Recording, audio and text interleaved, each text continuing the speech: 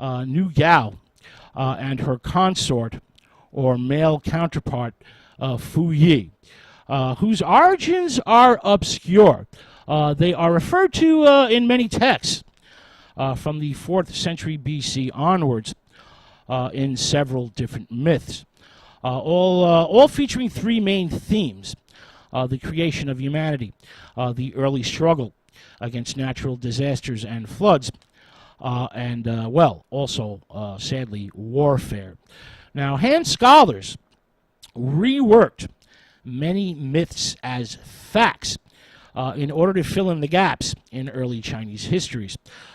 Key mythical figures would become rulers, and Fu Yi is declared the very first emperor of the High Antiquity period, roughly 2852 BC to 2737 BC. Fu Yi is a great cultural hero who invents music, writing, fishing nets, etc., etc., etc. Now, Fu Yi originally has four faces, each overseeing one of the four cardinal or primal directions. Han historians turn these four faces of the god into four government ministers and transform the ancient creator god into the first of the five divine emperors, while Nu Gao, the goddess, is revered by the Han as the creatrix of the first human beings, as well as their protector. In the revised version, the Han Dynasty reworking of the myth, well, it begins with the goddess Nu Gao coming to live on the earth from heaven. This is, of course, post-separation of the earth and heaven, and post the creation of the hills, rivers, animals, and plants. This is after Pangu.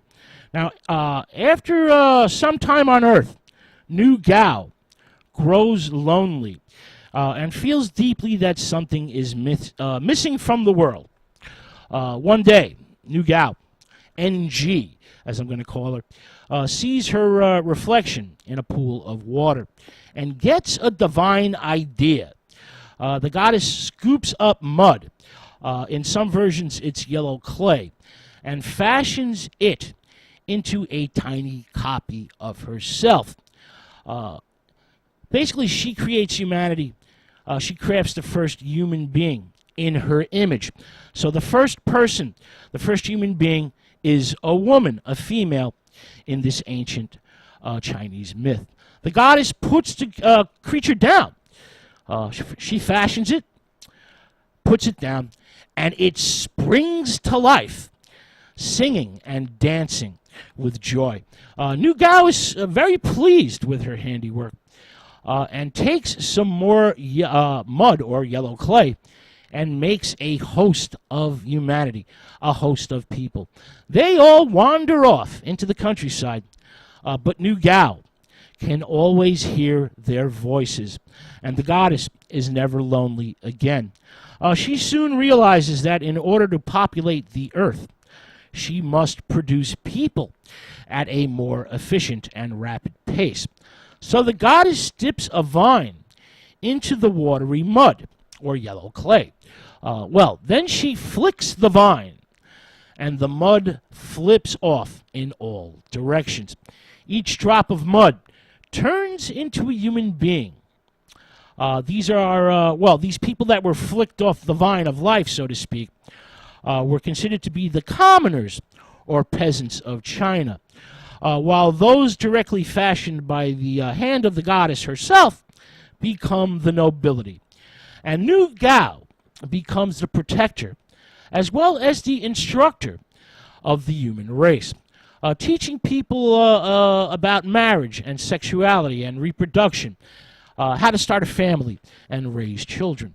Now, while she lives on Earth, the creator goddess also quells a rebellion against the celestial order.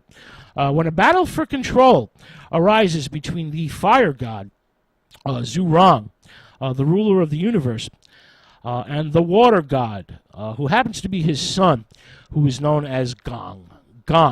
Now, the fire god, Zhurong, is a firm but wise ruler who ensures that, celestial bodies like the sun appear regularly in the sky, and that people can enjoy good weather and favorable conditions in their daily lives. Now, Gong Gong, the water god, is an ugly creature with a snake's body and a human head, a head that is covered with red hair.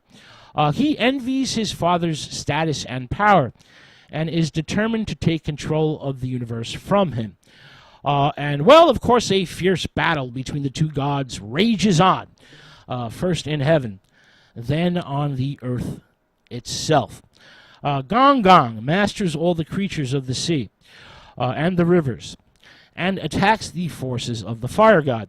But the water god's army cannot withstand the burning rays of the sun, and the intense heat boils the water in their bodies, leaving them charred and helpless.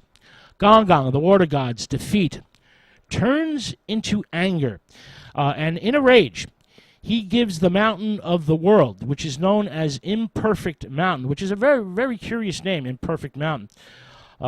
He gives it a massive headbutt, causing it to collapse into a pile of rubble. The rebel chieftain has essentially shook heaven's pillars out of alignment and has thrown the world off balance, with the main prop of heaven, Imperfect Mountain, now removed. Fires sweep through the hills and forests, and massive floods engulf the plains. A great hole has appeared in the sky, and a great hole or depression, a sinkhole, also has appeared on Earth. This happens in the southeast. So the floodwaters rush towards that great hole, that sinkhole in the southeast, since the land is now much lower. This is considered to be the reason why China's big rivers flow west to east. The goddess, Nu Gao, NG, sees her children suffering. Humanity is suffering. So she decides to repair the hole in the sky. The goddess goes to a riverbed and selects a large number of multicolored stones. She constructs a furnace and smelts the stones.